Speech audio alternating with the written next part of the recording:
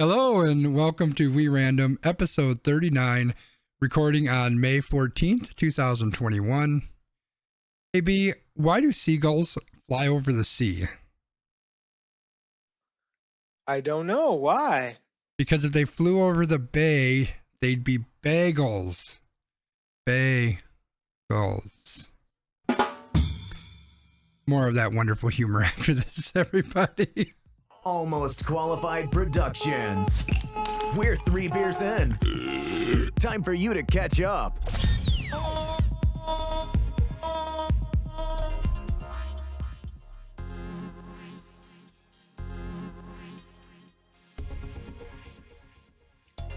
Welcome to We Random, episode 39. I'm Brian. That's my neighbor's lawnmower, and that's Christopher. How are you guys doing tonight? I'm doing good. I hope everyone else is as well. Yeah, hopefully you guys can't hear that too much. But you know, we live in a domestic world where people got to take care of their property. And hopefully soon, our friend over there, Christopher, will know all about that. But until then, we will continue doing this podcast where we have our Wheel of Doom to bring you some special topics. And we will tell you our opinions on them.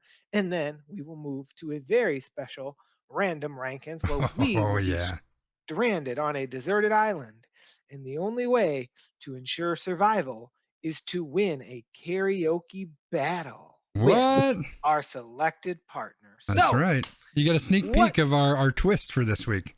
Yes. So, Christopher, do you have any wonderful words for our people before we get started today?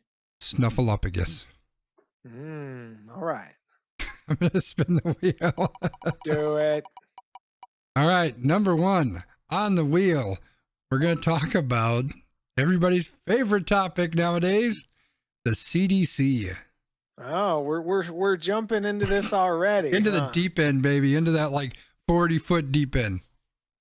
All right. Well, the good news for you is that there is no more 40-foot deep end because you can be elbow to elbow with people again. What?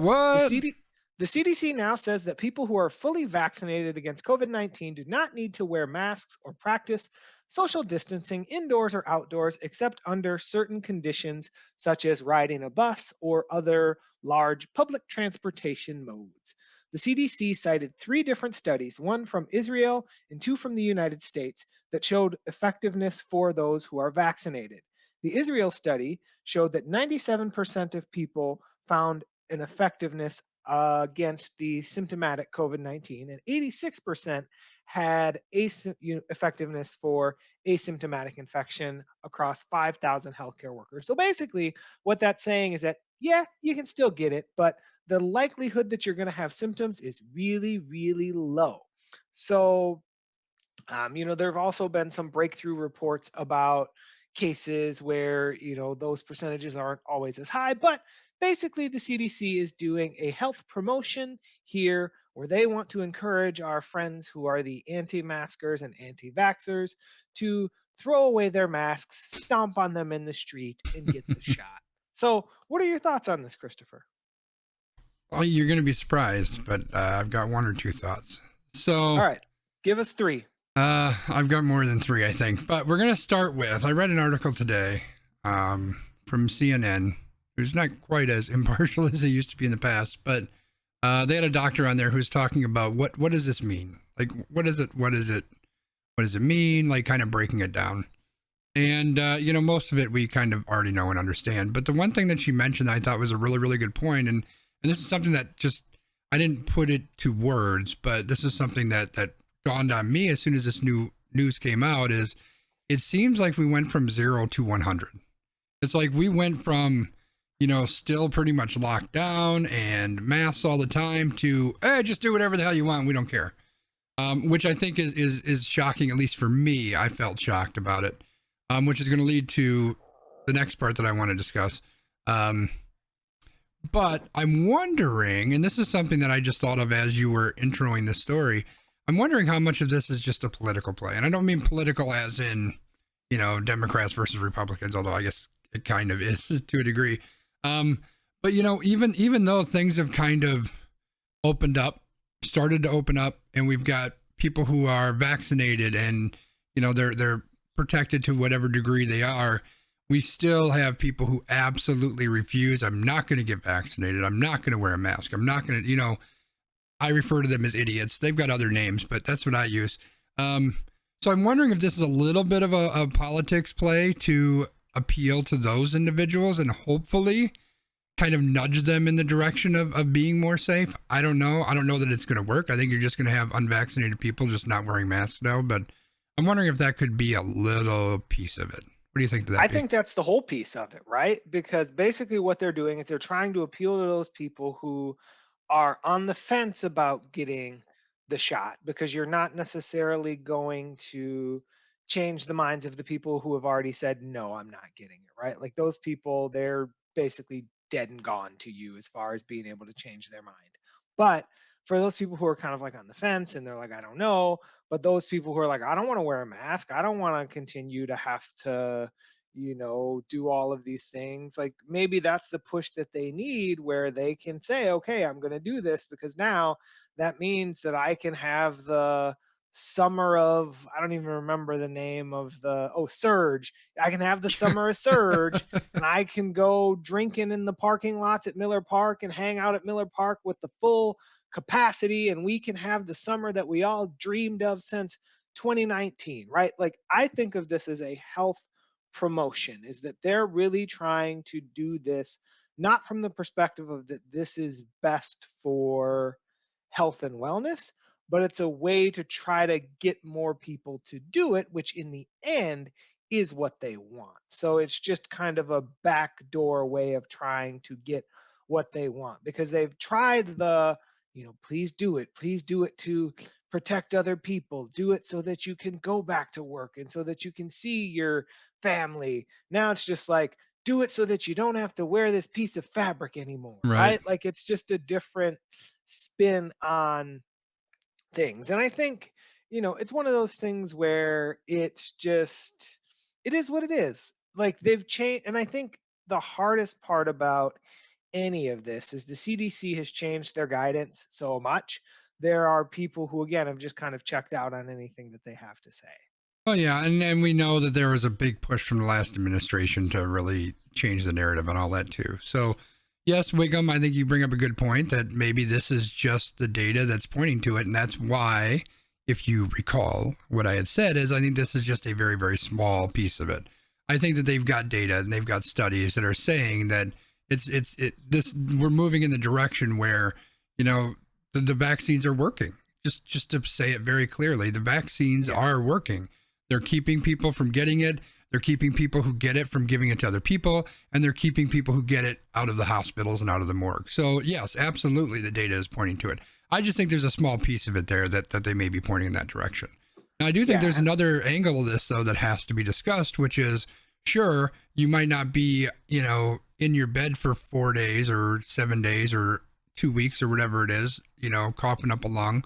You may not be in the ICU.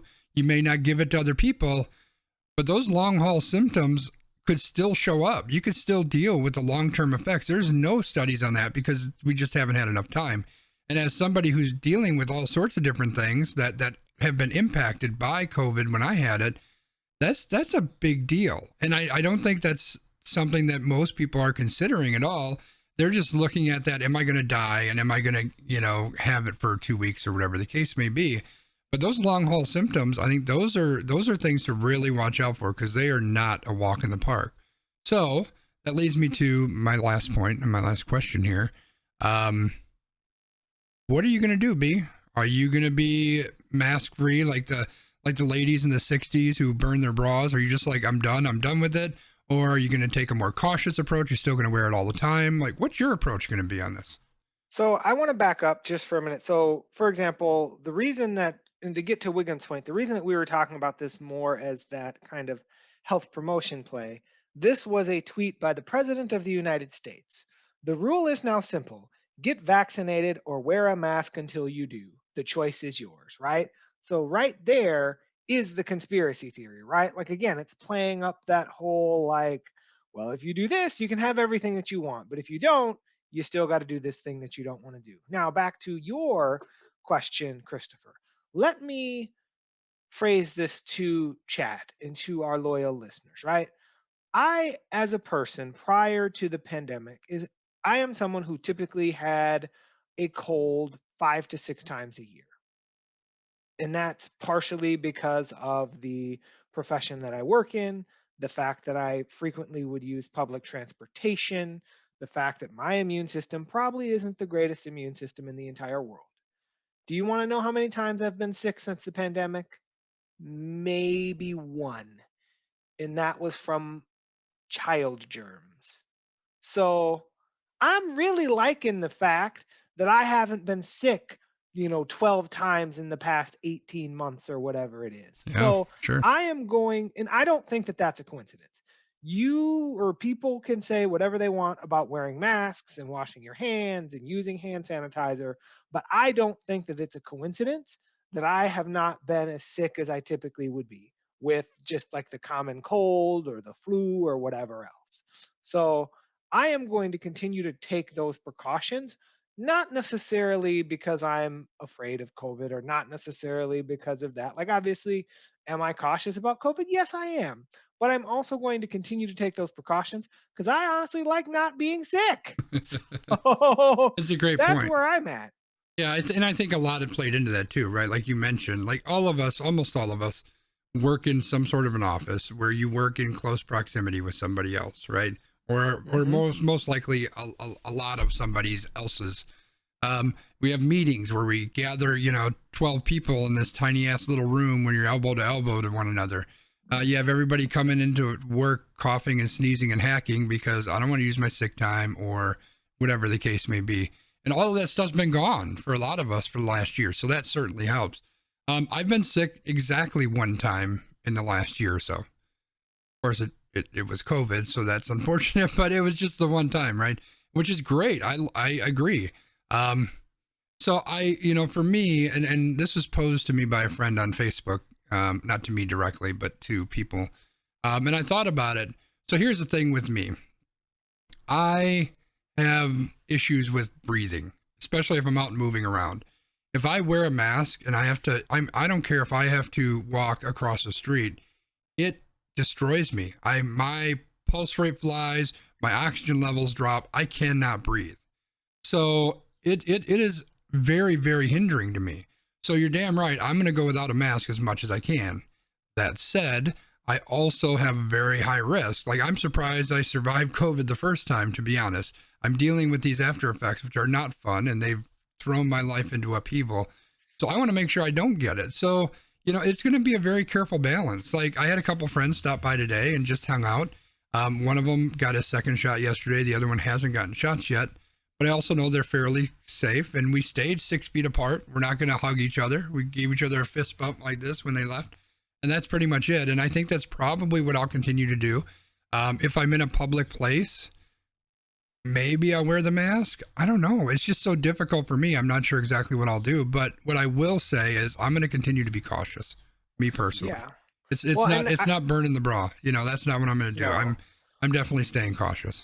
Well, and that's my whole thing. Like, so for example, I had a plumber here today. Like, I had my mask on. He's like, "Do you want me to wear my mask?" I was like, "I don't care. Like, if you don't want to, I'm going to still stay 10 feet away from you. So I don't care. Yeah. Like, I'm just going to do my thing and other people can do your thing." And I think that's going to be the hard part, is that there's going to be people who are on both sides of this, right? Because it'll be, "Oh, take your mask off. You don't need that mask here." And it's like, I know I don't need it, but I still would prefer to wear it. Yeah. Like, I went out last weekend and I honestly went more places last weekend than I probably have gone in a year, right?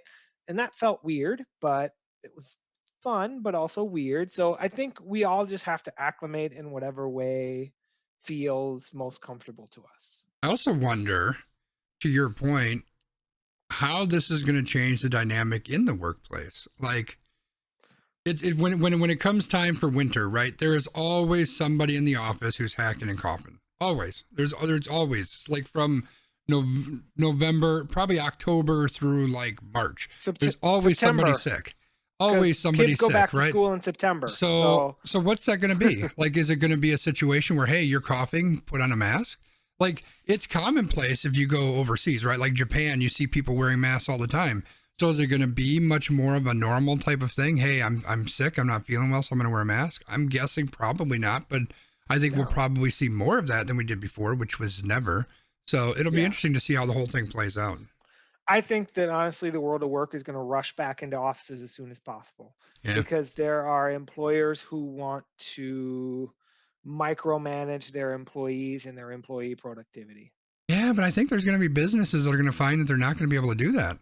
I think that this change, and I'm speaking, some of this is from the perspective of my own employer, who has routinely been stuck in the fucking 1990s, but they're really forward thinking on a lot of this stuff. Now we'll see how it plays out in the end, but they're really making a shift much bigger than what I expected them to do. And I think we're going to find that in a lot of companies. Yes, I think that eventually people are going to start to file back into offices, but I think you might be surprised. I'm hopeful that people they're gonna start to see that there's a benefit here, and there's a cost savings, right? Like, let's be honest, if you are doing a good job hiring people, you don't need to micromanage your people.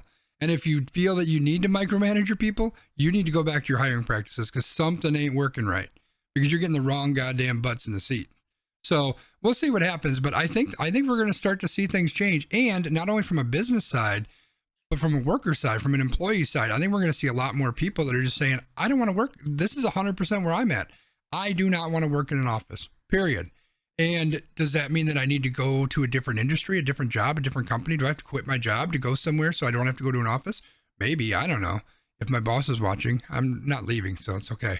But, maybe that's what's going to have to happen. And I think that a lot of people are going to, kind of fall into that situation where they're just like, I don't want to work in an office. And we have evidence that it works, that I don't need to be in the office. So I think if people are getting forced back there might be a little bit of a pushback there. Yeah, I'm going to pass on commenting on that because I work in an industry where they're super excited about being back in person. So that's fair. And I think there's a lot of that. And some of that is, Wiggum just talked about turnover on the top. I think that's going to be part of it. And honestly, I think that in my personal company, I think that's a big part of what changed. We had a CEO change in the middle of last year. And I think we kind of got some people that have been lifers with the company who moved out. And I think some of that, kind of stuck in the 90s mentality moved out as well. And we got somebody with a fresh perspective, new ideas. And I think that that's shaking stuff up a little bit. And I think that as we start to see that turnover, yes, it's going to make a bigger change. So, yeah. Well, we can always hope, but my mom always had a saying about hope. So what was that saying, B? So you can put hope in one hand and shit in the other and see which one fills up first. So just don't eat Taco Bell first. I'm going to put hope in my hand that we're going to spin the wheel and get another topic. Okay, I think B is throwing his flag that he's done talking about that shit. Literally. All right, so let's talk about some different shit. Everybody's favorite asshole, Mark Zuckerberg. What's going on with Mark Zuckerberg? What's he all upset about? So there is some early iOS activity tracking data.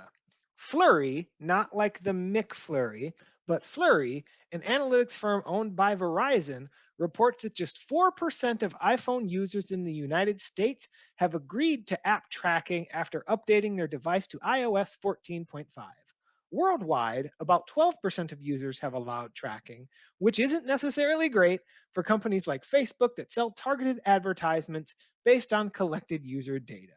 Major tech giants, including Facebook, Snapchat, Google, and Twitter, have all said that if the majority of users decide to forgo app tracking, it will likely affect their bottom lines. Of course it will. Facebook has even gone as far as to launch some anti-campaigns to the iOS, alleging that sites will have to start charging or sites will be closing or just this stupid stuff. So I know that this is your wheelhouse. I know that you like to dance on Facebook every opportunity that you get. So I will cede my time to you, sir. Thanks. So first, a little bit of background for those who maybe don't frequent the show, just to give you a little background on what this is all about. So Apple released iOS 14.5, an update to their OS, and their OS is operating system. So what this did is it really limited, or it wouldn't even say limited, it gave users more power to manage app tracking, and it took like that's always been there. Funny story on that in a minute. But what it's doing now is it's asking people. So if you log into Facebook and you have it set that it's going to track ads, or you haven't shut it off, it's going to pop up and say, hey, do you want to track ads on this app? And, people will say, yes, I want the app to track me, or no, I don't want the app to track me. There's been a big conversation in kind of the tech privacy world around, do people care about being tracked? Like, do they care? A guy that I listen to in, one of the few podcasts that I do actually listen to, he's been very open to the fact that I don't care, track me. He's like, would I rather see, and I'm going to use myself as an example, would I rather see an ad for puppy chow? I don't have a dog. Or an ad for sports cards. I like sports, right? I guess I'd rather see a sports ad. I don't really care one way or another because I just ignore them. But his point of view is, give me an ad of something that I actually care about. Like, I'm okay with that. But what we're finding is a lot of people do care. Clearly, 96% of people care, because when you put it in front of them and say, hey, this is what Facebook wants to track you, do you want to allow that? A very, very high priority, or a high majority of people are saying, no, I don't want to allow that. So I think it's great because I, stand up for data privacy. I think that people don't take it seriously enough, but there is a downfall to that. And that's what Mark Zuckerberg's trying to talk about too, is, the saying is, if you're not paying for an application, it's because you are not the customer. You're the what's the phrase I'm looking for? Like, you are the money. Like, they're making money off you. That's why they're giving it to you for free, right? There's a reason why Gmail is free and why Facebook is free. It's because they're taking all your data and then they're selling the data. They're making money off of you. So yes, it absolutely, I get that. Facebook might have to go pay. Maybe Gmail has to not be free anymore. Maybe that's what's going to happen. But let's also keep in mind that we're talking about billion dollar companies, maybe $1 trillion companies when you're talking about Apple and Amazon. So, I'm not shedding too big of a tear. On top of that, we're also talking specifically about Facebook, about a company that steals your data, mishandles it, doesn't protect it. They get hacked left and right. They're releasing data. They're selling data. They fucking helped swing the election for numbnuts, 6 years ago or whatever it was. I have no sympathy for this company, but I think that the fact that it could impact them is something that is valid. We have to think about that, right?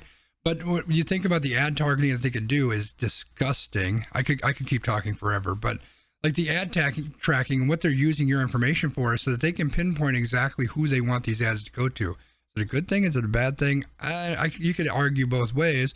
If you're a business person, I've bought ads on Facebook, and it's nice because you can really pinpoint exactly the demographic you're looking for. On the flip side, it also opens the door for a lot of very heinous stuff. So I've said a lot of shit, but I think in the long and short of it is, yes, it may impact free applications. Is that a bad thing? Yes and no. I think depending on how it happens. Like if Facebook comes out and says, hey, you can continue to use it for free if you let us track you, but if you don't let us track you, you got to pay $5 a month. Now all of a sudden what you're doing is you're putting a price on data privacy, which I think is disgusting. There shouldn't be a price on being private. You should be able to be private if you want to. But that's part of this that you have to keep in mind. But the fact that more people are hiding their stuff from Mark Zuckerberg makes me a very happy man. I mean, that's an interesting point, right? Like it's that whole like how much would you pay for privacy? So, I mean, Yeah. it's just that's an interesting point, and I didn't, I haven't thought about it in that way, right? But I definitely feel like I'm more in the camp of like there's information that I'm fine to share, and then there's information that I don't necessarily feel the need to Yeah. share with you, Facebook or Google or whatever, right? Like it's not that I'm doing anything nefarious. It's not like you're going to go through my search history and be like, "Oh, you're probably going to find like, the Michael Jordan iPad meme or you'll find out of the park baseball position calculator or Yeah. something." It's not like I'm googling anything that's going to help you sell me ads, but Well, and that's the I thing don't too, need you right? to have that information, right? That's the thing is it's not necessarily, it's like I don't have really anything to hide, but it's my information. Like if Right. if Mark Zuckerberg showed up at my door, first of all, I'd probably go to jail. But if Mark Zuckerberg, no, I'm kidding, I wouldn't do anything. But if he came to my door and he said, "Hey, I want to get on your computer and look around at all your files, and then I want to go through your bookshelf, and I got a filing cabinet with a bunch of important papers," he's going to file through all. I'm going to tell him to go fuck himself. Like, no, you can't. That's my private stuff. You have no right to know any of that information. But that's the information that we're giving these people. We're giving them everything. Like, it's amazing the things that they can find out about you, that they infer about you. They tie things together. Like, Facebook has hidden freaking profiles for people that aren't even on Facebook, for fuck's sake. It's disgusting what they're doing. And people should have a right to say, no, I want to be private. And right now they don't have that. And yes, I know, oh man, Wiggum, if you really, really knew how I felt about this. But again, the slippery slope is what's going to happen with that pay for privacy, right? Because now all of a sudden you're turning it into a class thing. Well, if you can afford that $5 a month, you can be private. But anyone else, sorry, you don't get data privacy. That's garbage. Like, data privacy is for everybody and should be for everybody. Well, and it's just interesting. Like, I just think about this from the perspective of it's the company doing nefarious things, but it's also users needing to be educated, right? Yeah, Because as a user, like, for example, let's use the vaccination cards. Like, at first, people were like posting their vaccination cards, but it's going to have identifying information about yeah. you on there. It might have your birthday, or it might have the location that you went to, and then somebody could potentially like hack that location and then find out your info. Like, there's different ways that people can do things. You've said this on this podcast. We've had 39 episodes and you've probably said this about 27 times. There's lots of bad people out there who want your information. Yeah, for So sure. you have to be very protective of it. Yeah, yeah. So it'll be interesting to see how this shakes out. And I can look at this from both sides, even though I really don't like Facebook and their business practices, but I get where they're coming from. I understand it from that business perspective. So it'll be interesting to see how it shakes out, because we may have a lot more craziness going on. And here's the bottom line, because Stone Cold said so. Your data is going to be out there one way or another. Like, it's out there. Just using the internet, your internet provider knows about it. Like, unless you're using a VPN, then maybe you can hide some of it. But guess what? The VPN provider, if they really wanted to, they've got access. Like, there's going to be data out there somewhere. So the best thing that any of us can do, and certainly this is what I do, and I would recommend everybody else does, is you can take certain chances, and you have to make very educated decisions. I use a lot of Apple products because I trust Apple a fuck of a lot more than I trust Facebook or Google. I just don't trust them as much. Is Apple perfect? Absolutely not. Could they turn into the next big evil empire? They certainly could. But from all the data that I have right now, they are the ones that I trust more than any of the others. So that's where I try to funnel my data. And the great thing is Apple's a company that wants to protect data, or at least they stand up on a pedestal and say that they want to protect data. And there are things that they do that allow me to hide a lot of my data, right? They got the sign in with Apple. If you don't use an Apple device or you haven't done that, it's great. I can go sign up a new, maybe Facebook account. I don't know. I'm signed into that one. But if you sign up for a new account, instead of giving them my email address, I can just say, no, I want to sign in with my Apple account. Apple takes care of everything on the back end. They give the website or the app a fake email address. All they get is my name. That's it. That's all they know about me is my name. And I can give them a fake name if I want to. So just be careful and make smart decisions. That's the moral of the story, I guess. All right. Well, the smartest decision that we can make right now is to spin that wheel. What do you say? It's already spinning, man. All right. Oh, as if we weren't, already hyped up a little bit. Let's talk about our old pal's new blog.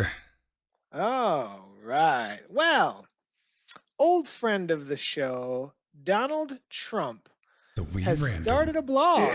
Dick of the week. He's always Dick of the week. No, Dick of the he's decade. he's definitely not the Dick of the week. But 4 months after being banned from most of mainstream social media, our friend Donald Trump has returned to the web with From the Desk of Donald J. Trump, a blog for his musings. Oh, God. The blog is limited. Users cannot comment or engage with the posts beyond sharing them to other platforms, an action that few people actually do, according to the data. Trump's new blog has attracted a little over 20 or what is this? 212,000 engagements, which is defined as backlinks and social interactions that would include likes, shares, and comments across Facebook, Twitter, Pinterest, and Reddit. Before his ban from traditional social media, a single Trump tweet was typically liked and retweeted hundreds of thousands of times. So basically, he has not had the same reaction to this blog as he would his tweets, is what this is saying. So the data offers a hint that while Trump remains a political force, his online footprint is still dependent on returning to Facebook, Twitter, and YouTube. And I think that kind of makes sense because if people can't comment on this blog, right, that's half of what happens on the internet. People just want to argue about any post that's out there, right? Like somebody makes a post on Twitter. There's thousands of comments of people arguing back and forth and people going first and like all of this random stuff on Facebook. Lots of people share this post and then people start arguing about the post and then people block each other. And it like that engagement is what people consider kind of like the low hanging easy thing to do. People aren't necessarily going to go to this blog and then like repost it. Like that's a lot of work. Now, these blog things do get emailed to the people who request to follow them. But again, somebody's not going to like forward an email to their sister-in-law and go, "Look at what our man said," right? Like this really does, in my view, limit his interactions. What are your thoughts? Yeah, 100%. It all comes down to discoverability, right? It's nobody goes to a blog. And here's the best part, because you know me with the tech side of things. Like if you read blogs, if you consistently read a bunch of blogs, which I don't do, but I've tried a couple times, more often than not what you do is you use an RSS reader. RSS is a technology that kind of takes a link and it puts it into your reader. So it's kind of like your email. You just go to one spot and I can look at the Trump blog and I can look at the Biden blog and I can look at the Aaron Rodgers is leaving the Packers blog, whatever the case may be.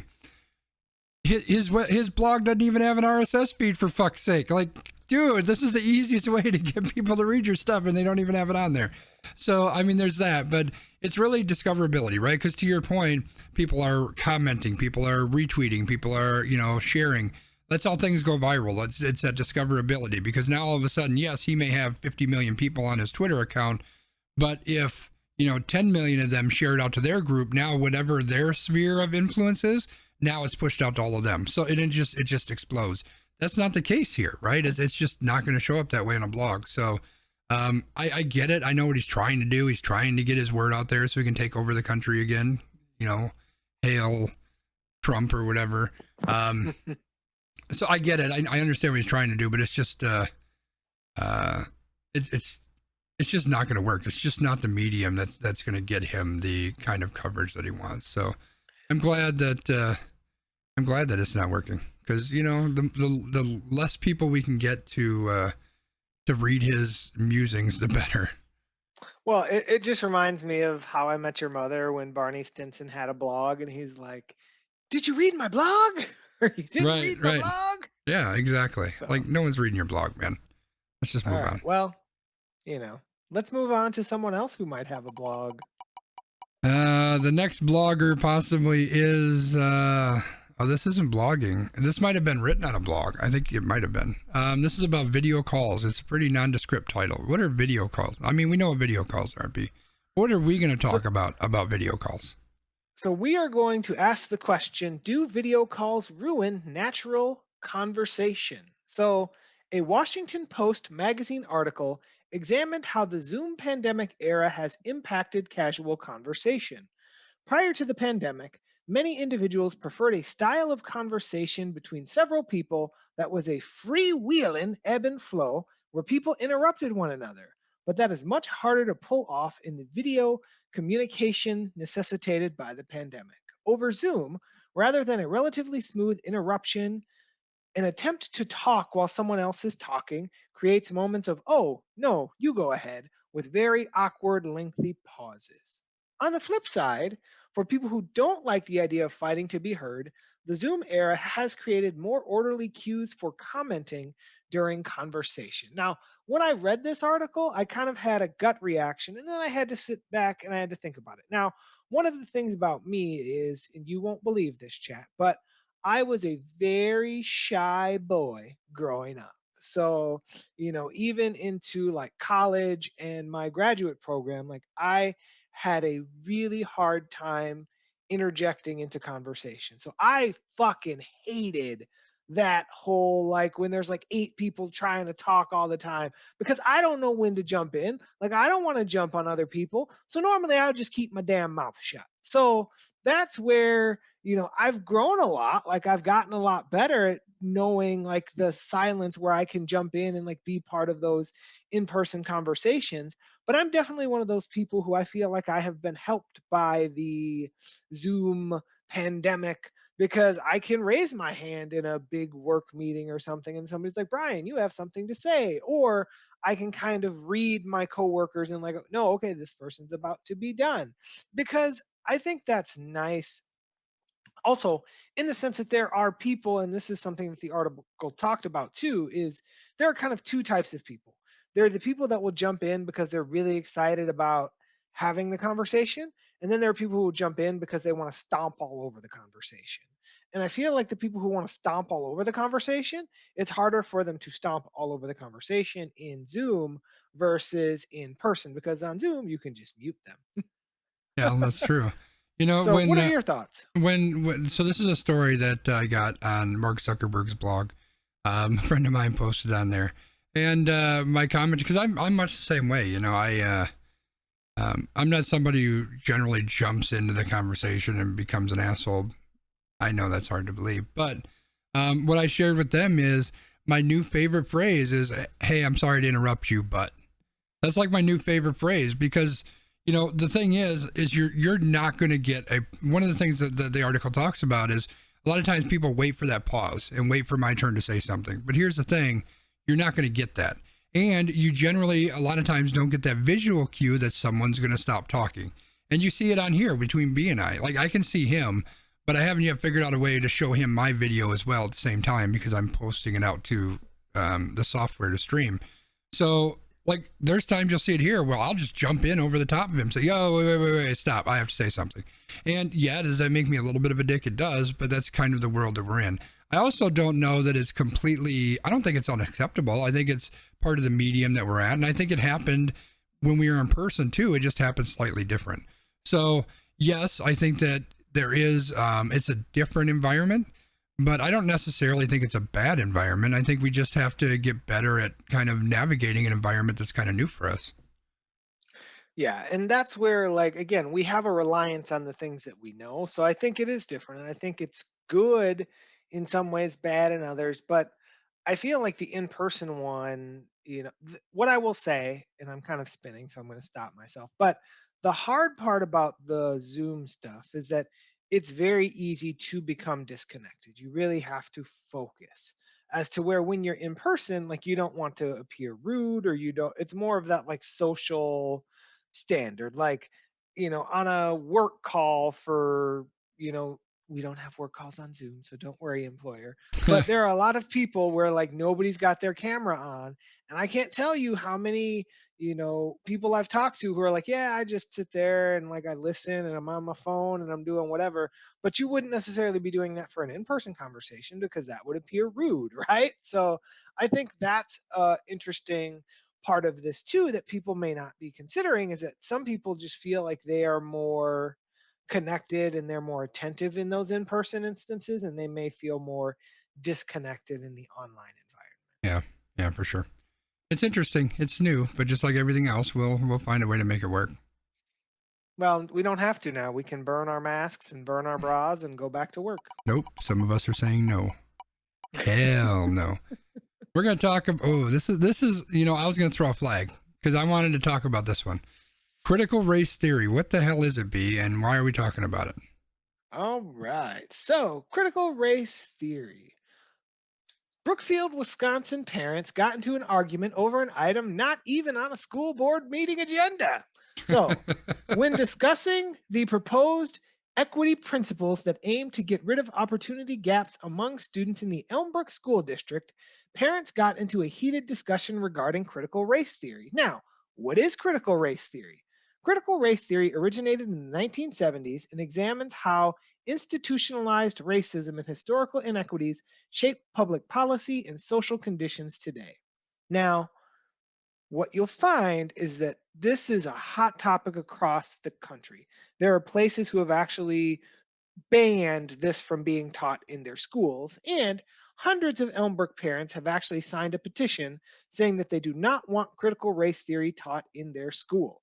A parent says of the possibility of teaching critical race theory, that viewpoint of the world, which is hyper politicized, hyper divisive, and is one that divides and does not unify, is what the parents of Elmbrook School District have rejected. Now, on the flip side of that, one of the parents who said they would support teaching critical race theory says that this issue is about inclusion and understanding racial literacy, not about Marxism or leftist indoctrination. You will not succeed in preparing students to solve tomorrow's challenges if you limit them to the methods of the past and a worldview that stretches no further than what they can already see. Now, I really like that quote, and I know that you're probably going to tear it apart because we've already had this Yep. conversation. But I'm going to let you go because I don't disagree with what you're about to say at all. But then I think we can come back and talk about the fact that what you're about to say is the problem. And then we also Wait, have what do to you have mean a what I'm going to discussion say is a about, problem? well, what you're going to say is the problem. Oh, okay. Right? And then we're going to have to, as we like to do, come back and talk about how do we solve the problem. So where is that quote? I need to see that exact quote. Is that in the article here? Yeah, it's at the bottom of the it's the last bullet point. The last bullet point.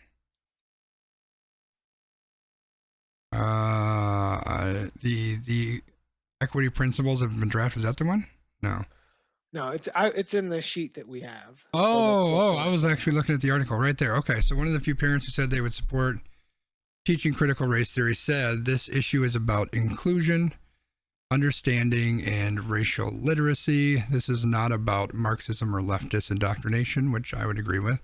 You do not succeed in preparing students. This is the part.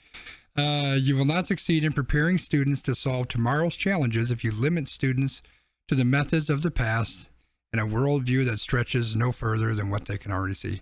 Yeah, I thought this was leftist indoctrination. So I think a lot of what this quote says was accurate.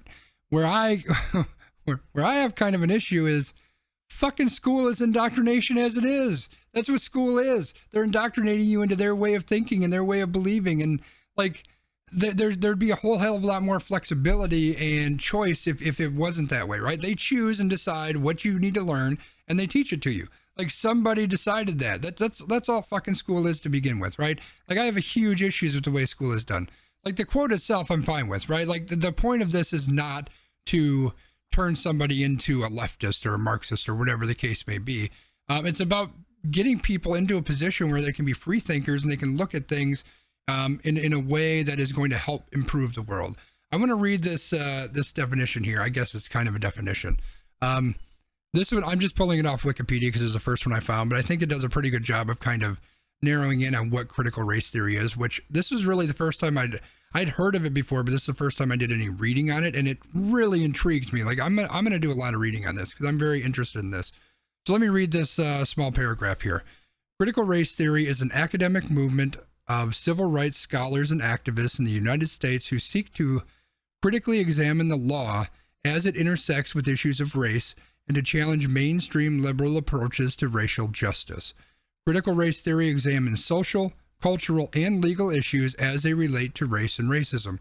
Who can read that definition and think there's anything wrong with that? I mean, I could tell you who it is.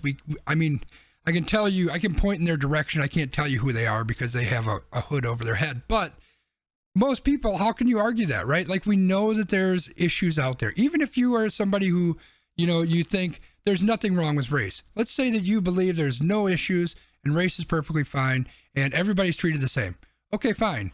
Well, how does it hurt then to look into that and examine it and critically, tear apart all of that and make sure that things are working that way? There's nothing wrong with that, right? The only reason, let's be honest, the reason why people are objectifying and objecting to this is because They're afraid that somebody may see the system for what it is and want to change that system. And let's be honest, this system favors certain people.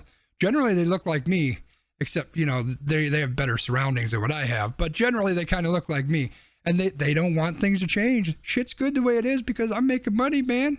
I don't care if the guy on the side of the road over there who's a little bit darker skinned than me ain't doing so good. I'm doing good. That's all that matters. I'm taking this way to the outside. But the point is when I look at this as a whole, I am excited about this because, and part of it's because of my understanding and my beliefs, although I think understanding is a better word, of the way that race is impacted in our social structure. And I just a very, very small history lesson for people who think that everything's been equal. Like, we had slaves in this fucking country, people. Like, it was legal to own a motherfucker person. Like, it was legal. Like, it was less than 100 years ago when Brian and I wouldn't be able to drink out of the same fucking water faucet. We couldn't go and sit at a restaurant and have dinner together, for fuck's sake. Like, we wouldn't be able to do that. So don't tell me that there's not issues in the social, cultural, and legal issues and with race. It's like, it's clear that there are issues, right? And yes, we have come a long way from the 60s. Maybe not as far as people think that we have, but we've come a pretty decent way. How does it hurt to re-examine where we've been? Like, all the way back, as far as I'm concerned, let's look at where we've been and where we've come to and how we need to improve things in the future. There's nothing wrong with that, in my mind. Like this, so you said that this excites you, but the thing for me that frustrates me is we've had so many conversations on this podcast of it has to start with our youth, it has to start with our future. But then here we go with these parents who want to deny their children the opportunity to learn. Now, again, the school district isn't proposing that they want to teach this. This was something that came completely like out of left field. But the fact that people are so into their feelings about it and they go, whoa, well, we don't want people to learn that. And that is why I said before, what you said about school is the problem, that people are indoctrinating people instead of teaching them things. Obviously, history is jaded based on who's teaching the history, right? So we know that. But at the same time, I think it is important that everyone has a full understanding of the things that have happened in this country. My goal for education is not for education to validate every single person and say, you as a person, you are great. Your heritage is great. Your people are great. It's to teach about how we as a people have worked together, how we as a people have divided ourselves, and how we as a people have treated ourselves, right? Because that is what we're trying to get at. But what do? We talk about how these great settlers came and they took this land and they made it their own. And pull they themselves ignore up by the bootstraps. And they ignore the fact that they murdered these people who were here, the natives that were on this land. We talk about the fact that, you know, we just, there are immigrants who've come to this country and they've worked hard, but we ignore so many of these other things. Like, we cherry pick so many things. We say, oh, well, you didn't work hard enough. You have a mental illness. You are this, right?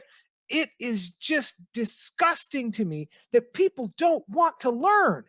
It really bothers me because learning is the only way that you get better. That's why I really liked that one parent's quote. It said, how do you expect these people to make a difference if the only tools that you are giving them are the tools that they already have? Yeah, I have to take umbrance with one thing you said. My good personal buddy Rick Santorum, he told us all a couple weeks ago that we came to this country and we created it. So I don't know who these people are you're saying that we murdered. That's a joke, Chad. Anyway, yeah, I think the big part of the problem is that, and again, we and this is my jaded view, I understand that, but I think we have people who want things to stay exactly as they are. They don't want anything challenged. They don't want anything to change. And then a lot of that is selfishness, right? Because I want to make sure I keep getting mine, and I want to make sure that we stay like. But it's like, this is what pisses me off. And we're not going to get to this topic because we have to go to random rankings, but it's like a whole forced patriotism thing, right? Yeah. It's like, you need to be in the fact that we're this united country, and whether you like it or not, this country is great. Do you know why you think this country is great? Because you have not been oppressed in the same way that other people in this country have been oppressed. It doesn't mean that your life has not been hard. It doesn't mean that you have not faced challenges. But what it does mean is that the color of your skin may not have contributed to those challenges, right? It means that you may have had a textbook that wasn't made 30 years ago. It may mean the fact that you can be okay with the fact that you can work a $6 an hour job and still pay all of your bills because someone is giving you a subsidy. Instead of saying, oh, well, these people don't want to go back to work because they're getting, the equivalent of $9 an hour on unemployment. You know what? If someone is choosing $9 an hour over whatever you would pay them, that's a you problem. It's a you problem that you're not paying people enough money to want to come work for you, brother. B just went off, everybody. I think I could talk about this for hours on end because I'm very intrigued by this. And I think maybe I'll make a promise to chat. I'm buying a house. I'm not going to make a promise, but I'm going to make a suggestion of what I would like to do is I would like to read up on this, and I would like to have a really deep conversation about some of this stuff because this really intrigues the hell out of me. I firmly believe there's a lot of deep-seated issues in this country. I think around race and around a lot of other things too, but specifically we're hearing a lot about race right now, and I think that's a good thing to focus on. I think that's where we're trying to make a lot of progress as a country and as a people. I'd love to come back and just dig into a lot more of this. So that's my, not quite a promise, but I'm going to try really hard to do. So with that though, B, I think it's time that we move on. What do you say? I would agree. Should I hit the button? Hit the button. I'm hitting the button. Random rankings. So we're going to move on to random rankings, everybody. So if you are new to the show, this is when we go through some kind of weird bracket, or we create a ranking, or we do a lot of weird stuff, but it's all about some kind of ranking. And what we've got going on here is we created this huge bracket of fictional characters, and we set up a premise. So the premise is you are stranded on a deserted island, period. Who do you want to be stranded with? We didn't give any kind of caveats. You're not trying to get off the island. You're not trying to survive the island. Nothing. Just you're on the deserted island. Who do you choose? Well, now we're going to add a caveat, because the caveat is you are stranded on a deserted island, and there's going to be a karaoke off to see who survives. So there's a couple angles on this, right? Like we can look at it as these two people are going to karaoke, who would win, but also look at it from the angle of whoever comes out of this bracket, I'm going to have to karaoke to see who survives and who gets like thrown into the volcano or something, right? So a lot of angles on this one. Yeah, see, I took it as like this person is your karaoke partner, and the two of you have to beat someone to survive, basically. So there's a lot of ways we could look at this then. But either way, let me pull it up here. Is this the right one? I hope it is. It is. Look, there we go. I mean, do we have to decide on which way? Or is it just going to still be kind of, I feel like in some ways we have to decide on which way, because that could sway. Well, let's go back to the submission. What did the submission say? The submission said karaoke battle between the two to survive. So it is between two people. So okay. I would say it's these two people karaoke, and we see who would win. And I think that you have to also have that within the back of your mind. It's who are you going to have to face off against? So let's start off. Chat, you will find that a lot of these were pushed through in a physical sort of way, like they're going to protect me or they can help me get off the island. So it's gonna be very interesting. So karaoke, we've got Jack Bauer from 24 and Sherlock Holmes of Sherlock Holmes. Neither one of these people would ever karaoke in their life. So I have no idea which way to go on this. So I'm taking Sherlock Holmes just because once we get to the next round, Sherlock Holmes may still be useful. Okay. Sherlock can play a mean violin. That's very good. He is musically inclined. I think I'm going to go with Sherlock Holmes as well, but I'm going to go for a different reason. I'm going to go with Sherlock Holmes because I think that if Jack Bauer was told you need to sing karaoke or you're not going to get out, whatever, he's just going to try to kill everybody. He's not even going to bother doing karaoke. So I think Sherlock Holmes wins. That was a good tip, Emily. I appreciate that. So Sherlock is moving on. I think you have to approach it as if they will karaoke. Yeah, I agree. All right, so now Ben Linus from Lost versus Wonder Woman. What do you think, B? Would Ben Linus karaoke? No. I feel like that would his karaoke song would be very angsty and it would bring us all pain. So I'm going to have to go with Wonder Woman. Yeah, I think Wonder Woman wins this. I don't know that Ben Linus would even karaoke. And Wonder Woman, especially, I'm thinking like the newer Wonder Woman, Gal Gadot. Like, I could totally see her karaokeing. I mean, Ben Linus would karaoke, but he would sing like some 90s alt rock, like slow song that's going to take 6 minutes. All right. Well, I think so far we haven't had a lot of close ones. So we got Bugs Bunny, who is probably going to dress up as a girl bunny in karaoke, and Katniss Everdeen from the Hunger Games. I mean, I feel like Bugs Bunny's going to pull out all the stops, right? Bugs Yeah. Bunny is a show person, so I think Bugs Bunny wins based on showmanship. Yeah, and if you've ever seen the Hunger Games, Katniss Everdeen is 100% the opposite of, show business. She tried to pretend a little bit, right? But yeah, no. Bugs Bunny definitely wins that one. Yeah. Cat finds a way. I don't think so. All right, another interesting pairing. You can really tell that we were not thinking karaoke. We put these people through. Inspector Gadget or Dr. Gregory House. Now, I will say, this is not the character themselves, but the person that plays House was actually in a band. But I don't know I think House did some sort of music thing too, didn't he? I think he did. This would just go incredibly poorly for Inspector Gadget. Inspector Gadget would like break the microphone. Yeah, I think I gotta be House.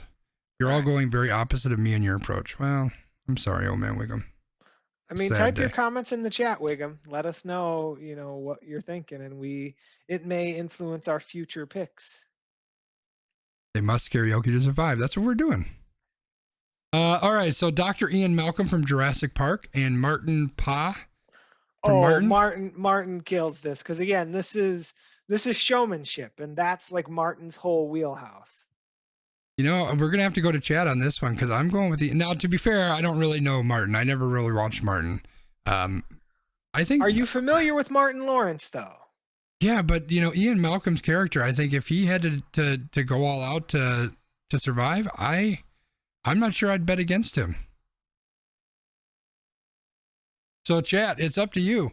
Everybody that's out there, let us know if you go with Dr. Ian Malcolm, Jeff Goldblum's character in Jurassic Park, or Martin Pa from Martin, played by Martin Lawrence. So this is your chance, old man Wiggum. Yeah, now you're criticizing us. You get to sway the vote. We got one vote for Dr. Ian Malcolm. I think you'd have to go in that shirtless. Wasn't that him? Shirtless picture? Think of the awesome pauses in karaoke. Malcolm. Yeah. All right. Malcolm Reynolds goes through. Or not Malcolm Reynolds. Ian Malcolm. All right. Next. So we got Simon Phoenix, bad guy from Demolition Man, and Ray Kinsella from Field of Dreams, this is a no contest. Yeah, this is Simon Phoenix. That would be insane to watch too. I feel like Simon Phoenix would murder him at the end. He would for show. This is an interesting one. Okay, so we got John McClane, Bruce Willis's character from Die Hard, and Captain Malcolm Reynolds from Firefly. God, talk about two people who you probably wouldn't catch dead karaokeing. You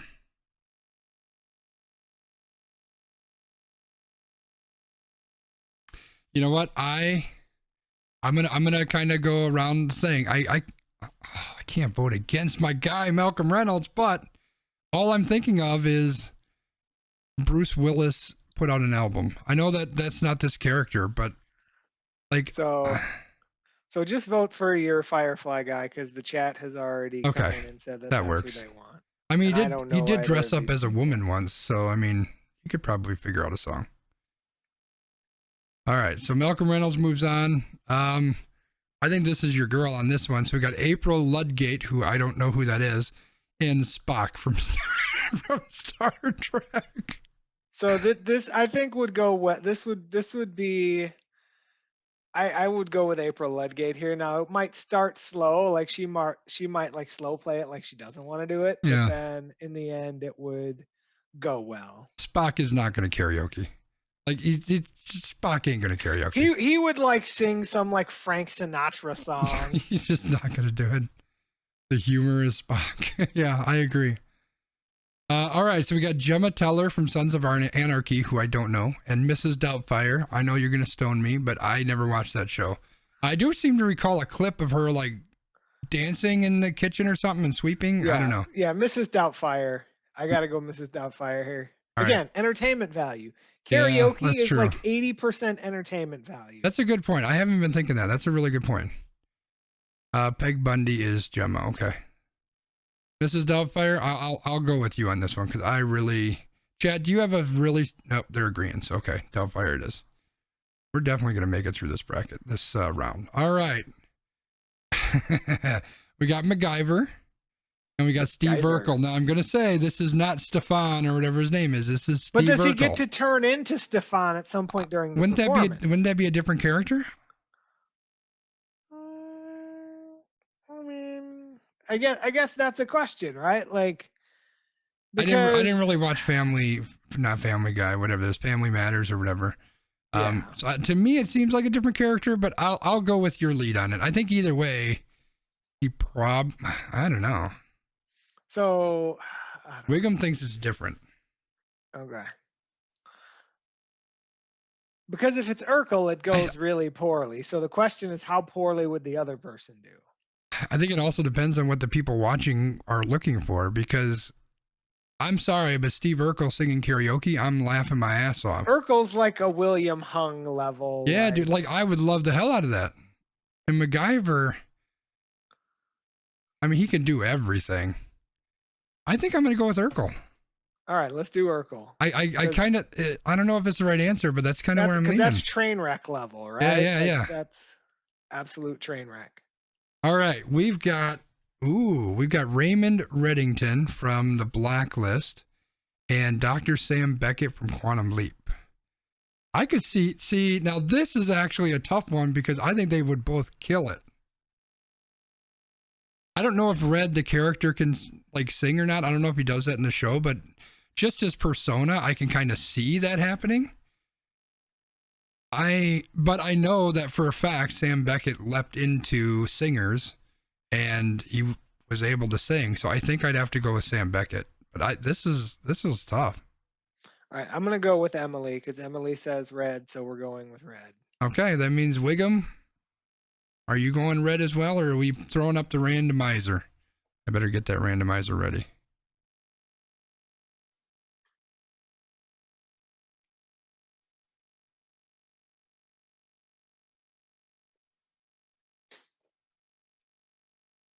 I'm going to randomize it while we're waiting so I can know that if it matters or not. The evil behind Red is awesome, but I have to go with Beckett. And that actually swayed it for Sam Beckett, who won the randomizer. That was tough. That one. That's like the one we've had where it was actually legit. All right. So round 2, we've got the Grinch, which I think we're probably different if we're looking cartoon versus Jim Carrey Grinch. And we've got Leslie Knope, who I don't know. I'm gonna go with Leslie Knope because Leslie's gonna try hard, and it's gonna be like a very up and down, but in the end, it will be good. So again, entertainment value. I think I'm gonna have to go Grinch just because I can picture the movie Grinch like doing karaoke, and I don't know who Leslie Knope is. This is just me falling into I just don't know. But Gotcha. You know what?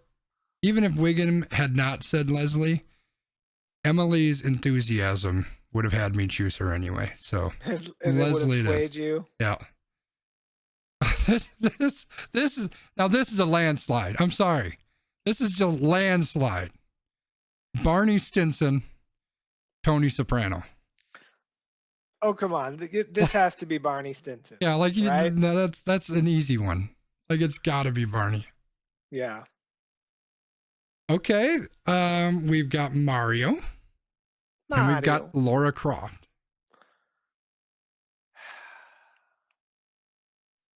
Hey. I'm going Laura Croft here, right? Mario's probably going to sing he'll probably sing like Smash Mouth, You're an All-Star or something. I don't know. It's just going to be awful.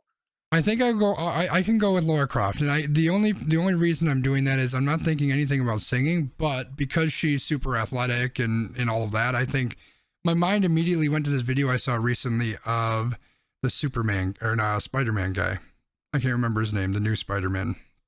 But he was on like a karaoke show. You know, like he was in a woman's clothing and just acting super fast. It was like insane, but it was this whole number, like dancing and spinning and doing all this stuff. I think that's Laura Croft. She could do all of that crazy stuff that the kids like nowadays with their singers. I want Croft to karaoke a sexy song. Well, you know, there's that angle too. I'm gonna skip this one because this is the most stupid one ever. And we're gonna go with. Okay, I'm not going to skip it because these are both stupid. We've got Sam Fisher from Splinter Cell, and we've got John Wick. Tom Holland, thank you. I was going to say, just pick one, and then we'll move on. Karaoke. Dude, I don't even know. Okay, Wiggum, you win. You said John Wick. We're going John Wick. Like, I don't even know on that one. And this one's even worse. We got Yoda and George Washington McClintock. All right, let's go Yoda, because people are all like, oh, it's Yoda. You know what? I actually, now that I think about it, McClintock did some singing in that movie. Like, it wasn't well, and he was way, way, way drunk, and that's why he was singing. But you know what? Even when he's drunk, he'd throw his hat up on the thing, and he'd catch it on the thing up there on top all the time. So I'm going with George Washington McClintock. I think he could do it. So it's up to Emily. Oh, she goes with McClintock. You know, Emily, you and me right here. All right, let's randomize it. Yoda would be hilarious. Well, and you know, Yoda does have all the with the word choice. See, now you're making me think I should have chose differently. But just imagine the show that he could put on with all the Jedi mind tricks. You know what? I think either way this goes, I think I would be happy. And it is going with McClintock. All right. So let's do a quick rundown and see where we're at. Going into the next round, we've got Sherlock Holmes versus Wonder Woman, Bugs Bunny versus Gregory House, Dr. Ian Malcolm versus Simon Phoenix, Captain Malcolm Reynolds versus April Ludgate. Doesn't matter what twist it is, we're going to fight over that one, I'm sure. Mrs. Doubtfire versus Steve Urkel. I love that one. Dr. Sam Beckett versus Leslie Knope. We'll fight over that one too. Barney Stinson versus Laura Croft. Interesting. And John Wick versus George Washington McClintock. So, as we did this week, we've got a list of different crazy scenarios, and we're going to pick one of those and we're going to shake it up again. So, what'll happen is, if you aren't aware, we do an extra episode of this podcast every week, and we share that to our patrons. So if you are a patron at the, I think it's student level and above, you get that extra podcast episode. It's right out there on, put it on YouTube, but then you can load it up on the Patreon site. And what we'll do is we'll probably just do a randomizer again, the same thing we did last week, and we'll see what round 3's special thing is. So it'll be interesting. And then next week we might be able to get through a couple rounds, possibly. Maybe finish the bracket even if we wanted to. So we might have to spin a couple of them and see what we got on deck. So that's what we got on store for next week. Got any thoughts on that, B? No, I think that's good. I think we made it through, and we'll see how things go next week. It's going to be interesting. I love it. So I think the next thing up, just like we do every week to keep things not random sometimes, B, what is your extra point? So, we got a little heated today. We talked about a lot of different things, and I think a big key theme is from that intellectual perspective of being open to learning, being open to developing, being open to becoming a better person, right? And not kind of settling for the status quo. And I was listening to a podcast today from my guy, Trent Shelton, and that's one of the things that he talked about is that, when you settle for the status quo, your dream is lived by somebody else. If there's a dream that you have or something that's meant for you, but you don't put in the work for it, that dream doesn't necessarily die. It goes to somebody else. So try to open yourself up, try to be better, try to reach for those things that you want. And I don't want to say that that's my ask of you because we're all maxed out right now. I know I am. I know Skanzi is. I know many of you are. But if I could encourage you to do one thing over this next week is to try to do one thing that's going to move you a little bit closer to something that you want. Nice. I think it's something that we should do as often as we can, right? It's important that we move forward in life, that we're chasing something, that we've got something in the works. So it's a good point. I'm I'm gonna a lot of times I start mine off by saying, you know what, B, I'm gonna follow up on that. But no, I'm actually gonna do the exact opposite. So I am gonna feed off what B said. As a matter of fact, I am kind of up to here. As anybody who frequents the stream knows, I took last night off because I just needed a mental health day. That's part of the reason why I didn't go to work today too. I just needed a day to just not do anything. There's a lot of shit going on, y'all. Like a lot, right? I mean, outside of our normal everyday, I gotta work, I got kids, I gotta take care of my parents, whatever the case may be. Now we've got all these other new things happening, right? We've got the mask requirements are changing. And what does that mean? And how are we going to do that? And there's people like me who are extra susceptible and have bigger issues. And, what am I going to do if I'm somewhere and someone's not wearing a mask? Or, what I said to the person in that comment is I'm probably not going to be going out to eat anytime soon because restaurants are going to be back at full capacity and seats are going to be next to one another. And I don't know who this person is. I'm probably not going to be going out to eat. So there's a lot of stuff going on and a lot of things tasking our mental health and tasking our peace of mind and our calm, our mojo, I don't know, whatever you want to call it.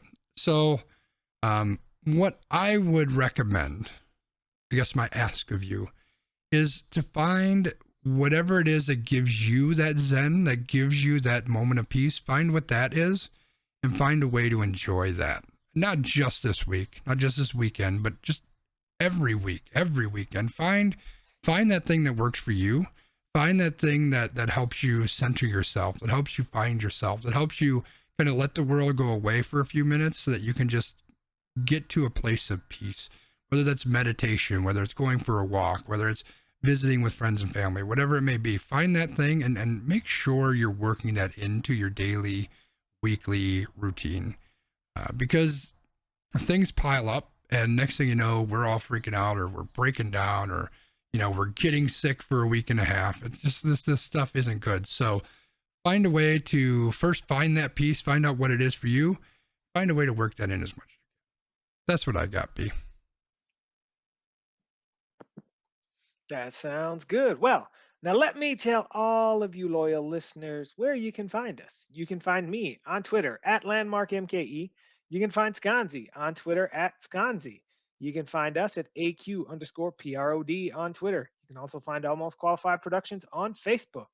You can find this podcast everywhere except Apple because Apple is mad at us right. That's not true. We're on Apple too. Search for We Random in your favorite podcast app. And, thank you for your support as always. We appreciate the fact that you listen. We appreciate the fact that you're here participating in the chat. And we appreciate the fact that we are able to do this for you, on a weekly basis because it's been really good for me. I hope it's been really good for Skanzi. But for now, we are going to wish you the best in your future endeavors, not like future endeavors, but for this week, and we will talk to you next time. Later, everybody. Bye, everybody.